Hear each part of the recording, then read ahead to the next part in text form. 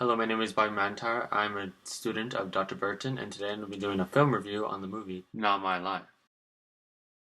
The movie Not My Life addresses the issues of modern-day slavery and human trafficking on a global scale. The point of this movie is to raise awareness to what is actually happening around the world and to give hope to those who are still trapped in trafficking today. The documentary Not My Life was filmed in 2011 in many different countries. It was written, produced, and directed by Robert Bilheimer.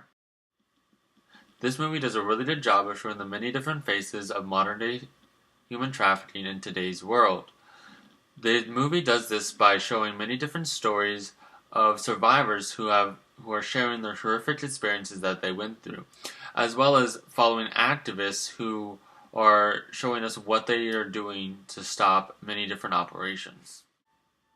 Some of the stories you follow are those of young children, such as the young boys of Ghana, who were at a young age sold by their mothers and forced against their will to work as cheap child labor. But they're not the only ones who are forced to do things like that.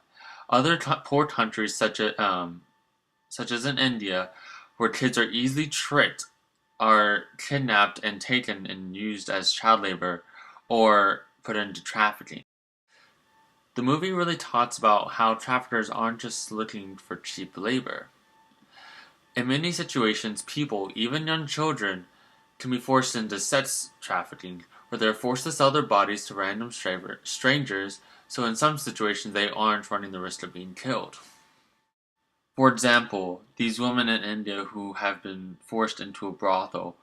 Some brothels can have up to 20 women inside of tiny little shacks, some in the ceiling, some in the basement, some in tiny hidden rooms. It just depends. Something this movie does really well is show how this stuff can happen anywhere, not just in far out countries, even here in America. Stories such as Deborah. She lived in Washington, D.C. She was hired as a household maid, but because of her lack of rights, she might as well just been a modern-day slave for the family. Stories like hers have inspired Washington to have a hotline phone number to call in case there's any other domestic servitude. Next is Angie's story. Her and her friends ran away from high school, and they ended up getting trapped in sex trafficking. They were forced to have sex with people at truck stops so that they weren't at risk from being shot by the person who trapped them. However, this movie isn't just about survivors' stories. It's also about activists who are constantly trying to get more survivors out of these situations, as well as stopping operations of other traffickers. So should you go see this movie? Yes. It has opened up my eyes to what's actually happening around the world, and even right here today.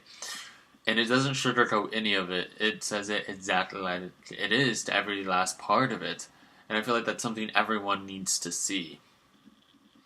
So thank you. I hope you've enjoyed my film review. I hope you found it helpful, and thank you.